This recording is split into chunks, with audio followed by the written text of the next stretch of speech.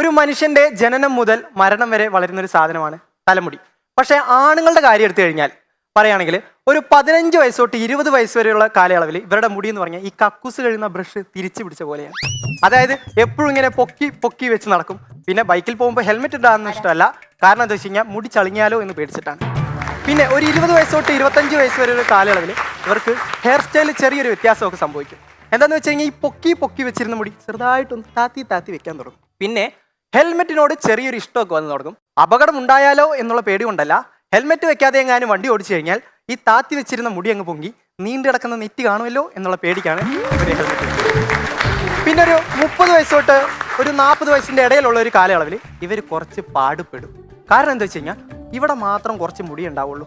ഈ മുടിയെടുത്ത് ബാക്കിയുള്ള എല്ലാ പ്രദേശങ്ങളിലേക്കും എത്തിക്കാൻ ഇവർ പെടുന്ന പാട് അത് അവർക്ക് മാത്രമേ പറ്റൂ. പിന്നെ ഒരു 40 വയസ്സിന് ശേഷം അങ്ങോട്ട് ചിന്തിക്കേ വേണ്ട.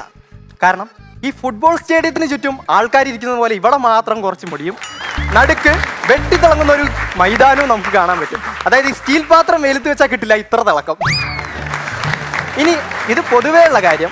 ഇനി ഞാൻ എൻ്റെ കാര്യം പറയാം. എൻ്റെ കുടുംബത്തിൽ ഈ പെണ്ണുങ്ങൾക്കൊക്കെ പനങ്കൊല പോലെ മുടിയും. ആണുങ്ങളുടെ കാര്യം എടുത്തു കഴിഞ്ഞാൽ പഴനിമലയ്ക്ക് പോയി വന്ന പോലെയാണ്, എല്ലാം മുട്ടകളാണ്.